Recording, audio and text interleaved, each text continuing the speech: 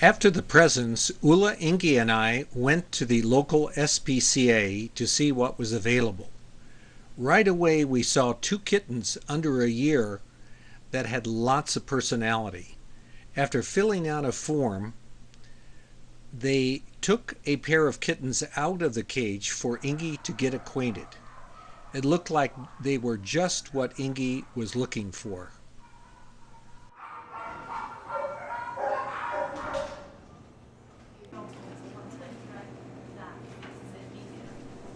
Meanwhile, Ulla was browsing through the cages, and a beautiful tomcat put his paw out from the cage as she approached.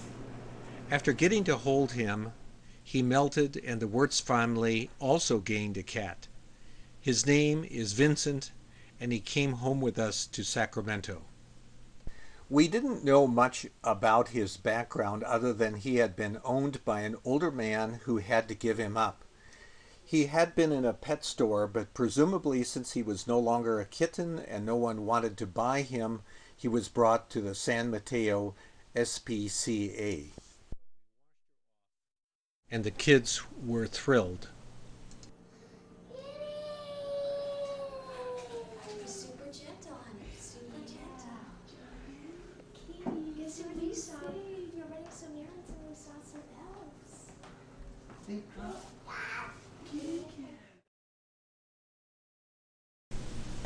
After Christmas, when we brought Mr. Vincent home from the Bay Area, he had a lot of fun exploring new territory of Herrchen and Frauchen. Here he's in the backyard, intrigued by a bird on the fence, something to bring out the cattiness in him.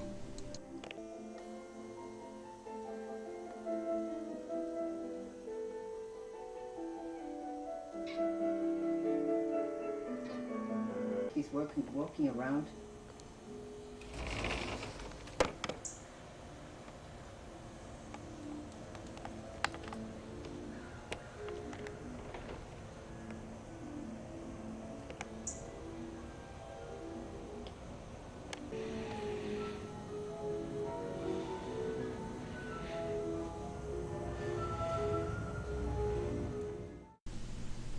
Here are some photos that Frauchen took of Mr. Vincent as he settled into his abode at 1050 46th Street and the cabin.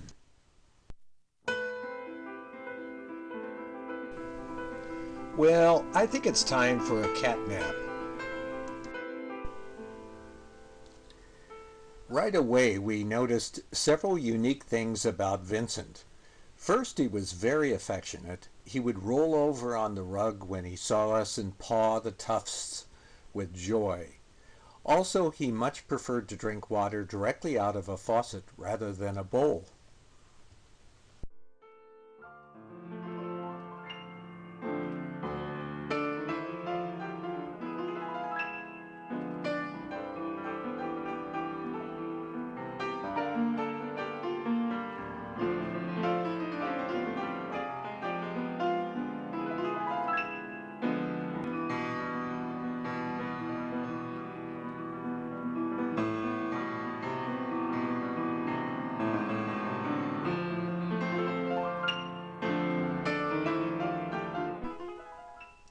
He loved close contact and would lay on top of us as we napped, or he would join us on the couch when we would relax there as well. He loved to join Ulla in her office, so she bought him a nice furry perch where he could look down on her as she worked at her desk.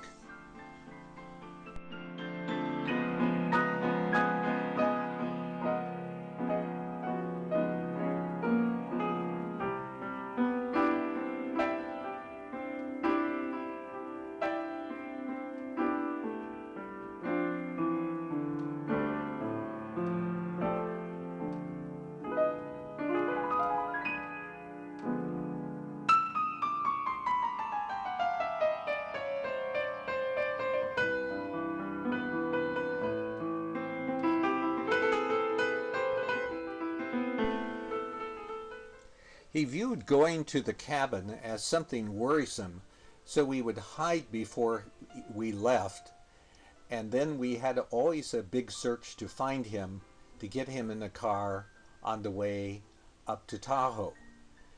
But when he got there, he was only too happy to roam outside and also to help Ulla surf on the internet.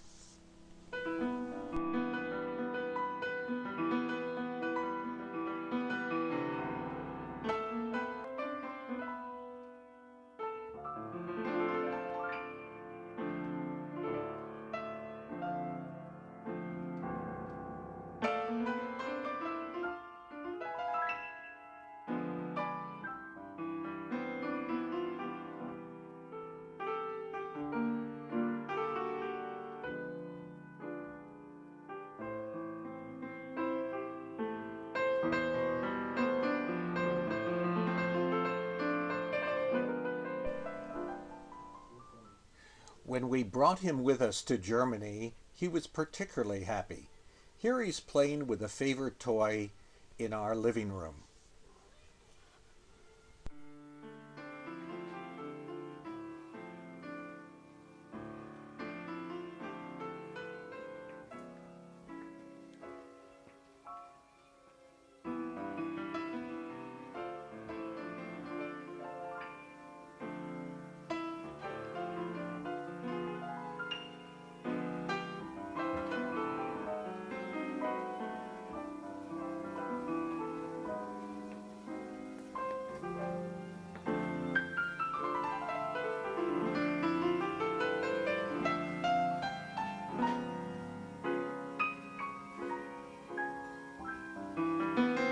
Get your pillow. Find your pilly. Come on. Where is it? And here he is playing with some sort of wormy critter that he brought in from the nearby woods. He also presented us with mice which inevitably lacked viability.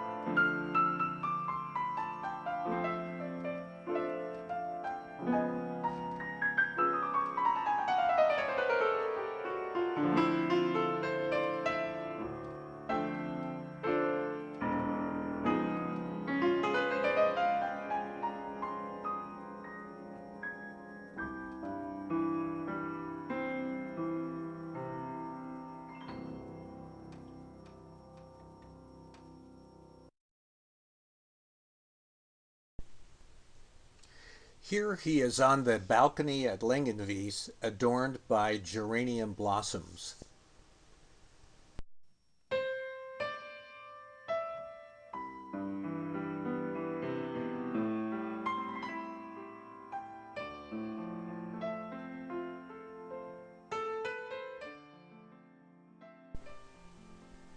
And stretched out on an heirloom Afghan.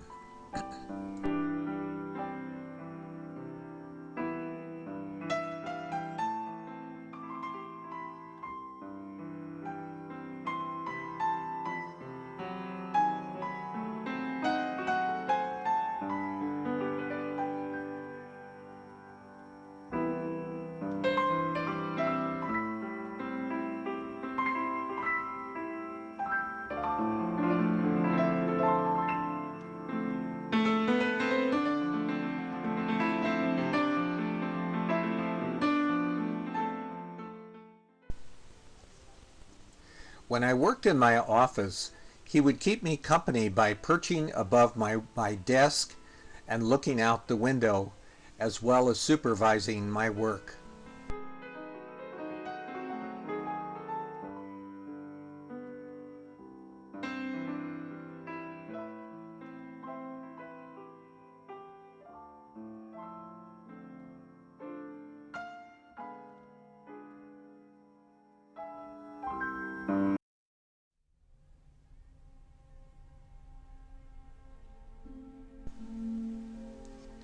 On a Sunday morning during our 2015 spring visit to Germany, we were shocked to see Vincent struggling to come up the stairs to our bedroom. He was pulling himself up stair by stair with his forelegs and the hind legs dragging behind. We immediately took him to a veterinary urgent care clinic in Starnberg and learned that he had a massive blood clot that occluded his lower aorta, extending into the major arteries of the hind legs. The hind legs were cold and paralyzed. The veterinarian told us that this was a saddle embolus, and a quick internet search confirmed that the most humane action would be to euthanize him. We were stunned and grief-stricken as we watched him go under anesthesia, followed by an injection to stop his heart. Just minutes before he was with us, and now we had lost our sweet Vincent.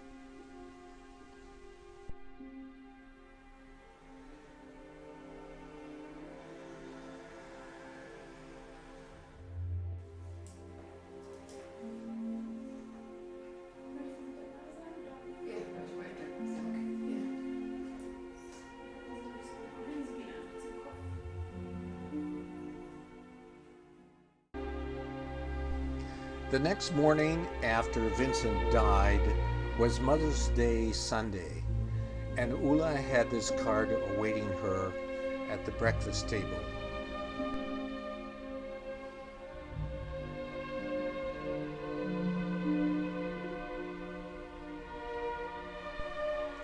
We then received this touching remembrance from our lovely neighbor Edita Wagner.